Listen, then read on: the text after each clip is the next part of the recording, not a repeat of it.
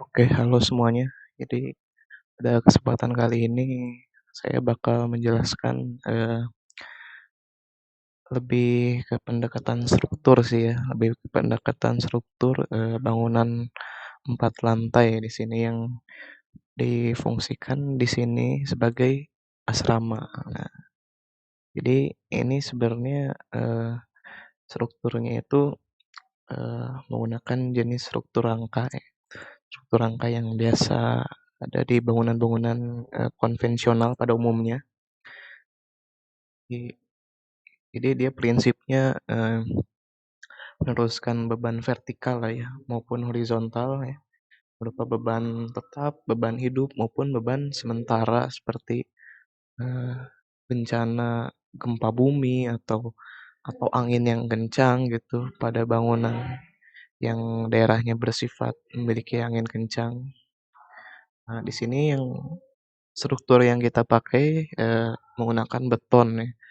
Jadi itu campuran pasir, semen, kerikil, dan air begitu. Nah, kita juga menggunakan tulangan di dalam beton tersebut gitu. Jadi itu disebut namanya menjadi beton bertulang. Nah, ini ada kelebihan dan kekurangannya. Eee, yang pertama ya bahannya mudah didapat, harganya ekonomis, mudah dibentuk ya, bisa dengan bentuk-bentuk yang dinamis, melengkung-lengkung gitu. Eee, empo Kekurangannya ini, ada beberapa kekurangan, dia memiliki, tarik yang rendah gitu, kuat tarik yang rendah. Makanya, beton itu memerlukan, tulangan baja di dalamnya yang mumpuni, supaya dia, handal, eee, menumpu gaya tarik juga gitu. Kualitasnya juga bergantung pada kualifikasi pembuatannya ya, dan waktu pengeringannya ini. Waktu pengeringannya juga lama untuk beton ini, bisa 2 sampai 3 hari bahkan untuk beton yang, eee, kuat begitu, itu di, kurang lebih seminggu begitu. Nah, jadi kita, harus menunggu sampai beton itu kering begitu. Nah, jadi itu ada kekurangan dan kelebihannya secara garis besar begitu untuk struktur beton ini, terutama struktur beton bertulang ya yang akan kita pakai pada bangunan ini. Nah, ini ada beban pada bangunan ya, tadi sebelumnya sudah dijelaskan, ada beban mati, beban hidup, gempa, dan angin juga ya.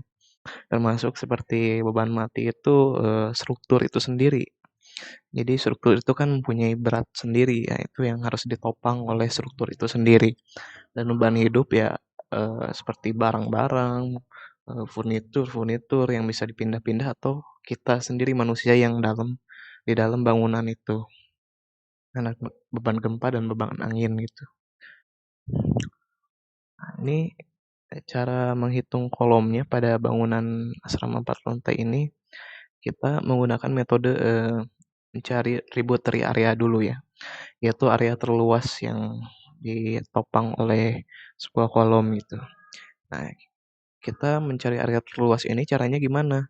Caranya, kita menentukan di area terberat yang sekiranya bentangannya itu paling, panjang gitu, si bentangan baloknya.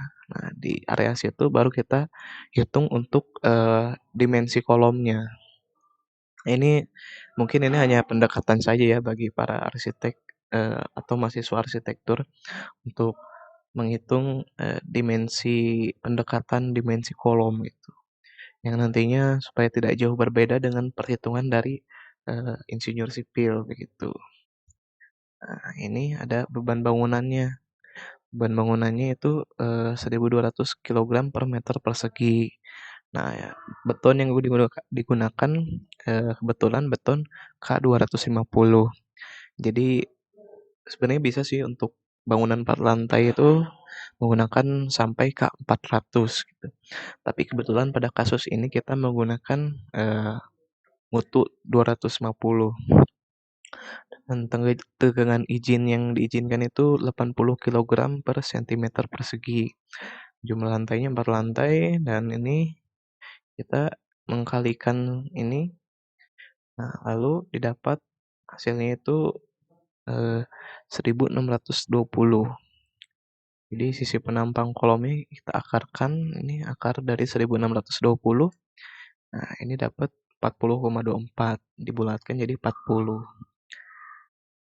Ada jarak trave yang berbeda. Jadi pada kasus ini ada jarak trave yang berbeda. Nah, jarak trave itu antar kolom gitu ya. Jarak antar kolom di tengah-tengahnya itu dinamakan trave. Nah, bisa digunakan kolom persegi panjang dengan ukuran 35 kali 50. Nah, jadi kita juga bisa alternatif selain kolom kotak yang ukuran 40-40 itu menggunakan kolom persegi panjang yang 35-50 ini ya. Tapi nilai ininya luasnya itu harus memenuhi atau lebih sedikit pun lebih bagus ya. Jadi ini kalau kita pakai 35-50 itu jadi 1750. Dia lebih besar dari 1620 bahkan yang 40 kali 40. Itu aman sih. Nah, tinggi balok juga kita menentukan seperti biasa ya, tinggi balok beton itu 1/10 atau 1/12 dari bentangannya.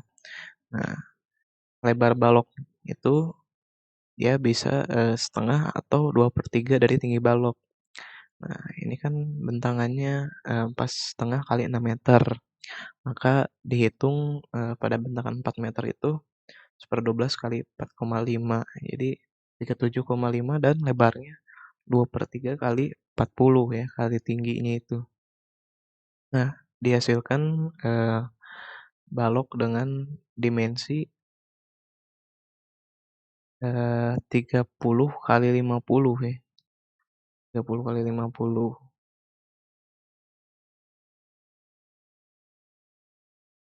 Nah, setelah itu balok anak juga sama 75% dari balok induk. Tinggal mengkalikan ke persen saja. 75% kali yang tadi itu kali 30 kali 50. Jadi dia 25 kali 30 ya. Sekitar 25 kali 30. Plat lantai juga seperti biasa kita menggunakan plat lantai 12 cm. Pondasi kita menghitung untuk diameter dari pondasi sumuran ini ya. Kebetulan kan kita memakai tipe pondasi sumuran. Nah, jadi kita menghitung juga bentangannya. Bentangannya kali mutu beton yang dipakai. Nah, di sini kita mendapatkan hasilnya itu 107 cm. Tapi kita bulatkan ke 110 cm. Nah, untuk diameter pondasi sumurannya. Kalau ini ada peletakan kolomnya, A-plan peletakan kolomnya. Lanjut. Nah, ini tampak ini isometri strukturnya dari bangunan asrama yang akan kita rancang. Jadi kita di sini menggunakan balok 30-50 ya. Kolom 35-50 dan pondasi sumuran diameter 110 cm. Nah, ini plat lantainya 12 cm. Kurang lebih pendistribusian bebannya seperti ini untuk bangun asrama 4 lantai ini. Jadi dia dari balok horizontal turun ke kolom-kolom yang ada di sini secara vertikal dan salurkan ke pondasi sampai menuju ke tanah yang keras untuk perataan beban, begitu. Nah, ini ada detail pondasi yang kita rancang ya. Jadi dia untuk kedalamannya tergantung dari tanah kerasnya ya. Ini ada pondasi sumurannya, ada spesi juga, ada mortar, di sini ada tampak slough juga ya. Ini slough kita samakan dengan balok ukurannya ya, jadi sekitar 30 kali 50. Ini juga tampak ada tulangannya tapi secara garis besar saja. Ada tulangannya tetapi tidak detail kita gambarkan. Nah, ini juga ada tampak tanah uruk dan pertemuan dengan kolom strukturnya ya. Ini juga penting sekali. Nah, lanjut. ini ada detail pembalokan. Jadi pertemuan balok dan plat lantai. Nah, ini sebenarnya salah ya di gambar ini. Harusnya dia posisi balok dan plat lantai itu tidak di garis memisah seperti ini, harusnya menyatu saja ya. Karena dicor berbarengan dengan plat lantai begitu. Jadi dia jadi satu kesatuan yang utuh, balok dan plat lantai itu. Nah, ini juga ada kolomnya, kolom pertemuan kolom dan dinding juga di sini. Kita pasang di tengah-tengah kolom seperti ini ya dindingnya. Nah, ini juga pertemuan dengan rangka plafon yang dipasang dibautkan ke tembok. Nah, ini mungkin agak kurang jelas ya foto detail atap ini sebenarnya kuda-kuda. Jadi kita menggunakan kuda-kuda kayu yang bentangannya cukup lebar ya. Bentangannya itu sekitar lebih dari 12 meteran begitu. Kita menggunakan kuda-kuda kayu, ya seperti ini sistemnya. Kita menggunakan balok-balok yang besar, yang ukuran 8 kali 15 untuk balok-balok utamanya. Dan ini juga ada pertemuan dengan ring baloknya dan talang talang air. Dan ada balok cantilever juga di sini untuk talang pertemuan dengan atap datar. Kita menggunakan atap datar juga di bangunan ini.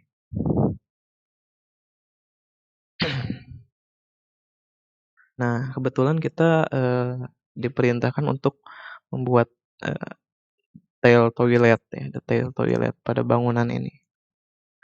Jadi dia seperti ini detail toiletnya. Untuk pekerjaan utilitasnya ada pembuangan air grey water dan black water ya. Yang warna coklat ini black water dan grey water itu yang warna orange. Jadi grey water itu untuk pembuangan wastafel, floor drain dan dari shower ini. Sementara untuk black water dia pembuangan dari kloset ini. Ada kloset beberapa di sini.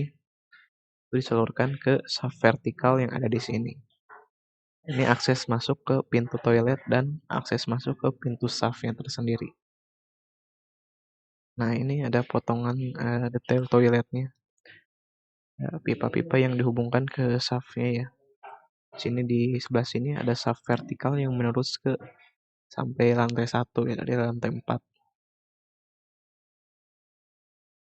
Nah, ini ada pendistribusian plumbing. Jadi yang tadi itu secara menyeluruh gitu ya. Ada air hujan, air bersih, air kotor dan grey water atau air buangan, air bekas buangan gitu. Dari floor drain tadi. Ini kurang lebih seperti ini. Ini juga ada listrik ya, pendistribusian listrik dari PLN sampai ke lampu-lampu yang ada di dalam bangunan ini. Dia ada lampu, dia kebanyakan pakai lampu TL dan lampu downlight atau lampu pijar. Nah, ini untuk denah asramanya ya. Kita lihat di sini ada kamar-kamar asrama dibagi 4 buah ya, 4 buah kamar-kamar besar yang dihubungkan dengan koridor yang ada di tengah ini. Dan juga ada kamar mandi, ada ini untuk tempat wudhu ya, tempat wudhu, pantry juga di sebelah sini, dan shaft untuk utilitasnya ya. Ini juga sama di sebelah kanan. Peletakan-peletakannya di sini ada tangga yang cukup besar, tangga utama, dan di sayap kanan dan sayap kiri ini ada tangga-tangga untuk menghubungkan lantai-lantai selanjutnya juga. Ini memiliki bentangan 4,5 meter kali 6 meter. Ada bentangan terpanjang itu sekitar 6 meter. Untuk bentangan atap itu dia sekitar kurang lebih di 13 meteran kayaknya. Ya, 12 sampai 13 meter gitu. Untuk kuda-kuda atap kayu itu cukup lebar ya, untuk sebuah kuda-kuda atap kayu. Jadi kita harus memasang balok-balok yang banyak dan besar gitu. Sebenarnya ada untuk kuda-kuda itu ada pendistribusian secara uniform atau dengan balok-balok yang kecil tapi dengan jarak kuda-kuda yang cukup rapat sekitar 1 meter seperti halnya Bajaringan. Ada juga kita menggunakan sistem balok-balok yang besar tapi dengan jarak kuda-kuda yang agak renggang gitu sekitar 3 meteran. Nah, kebetulan kita memakai balok-balok yang besar. Jadi jaraknya itu sekitar 3 atau 4 meter gitu.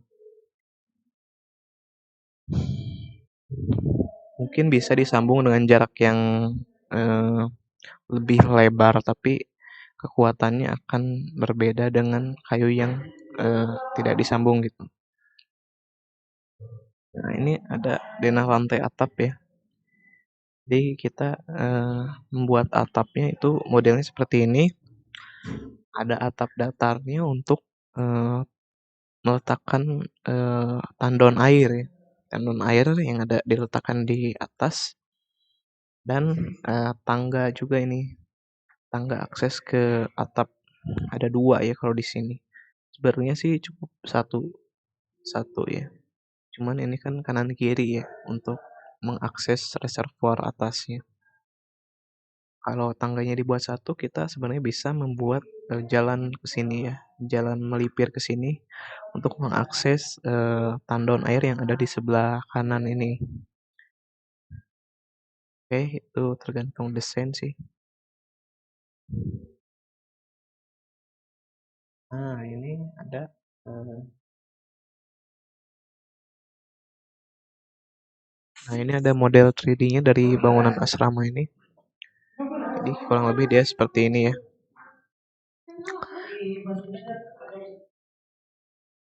Nah, ini ada atapnya, atap datar dan atap miring.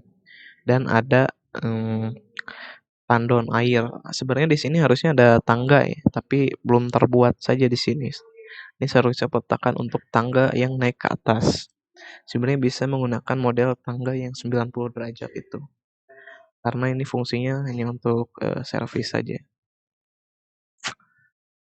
Lebih seperti ini dengan ini kolom-kolomnya terlihat, balok-baloknya sengaja diekspos begini.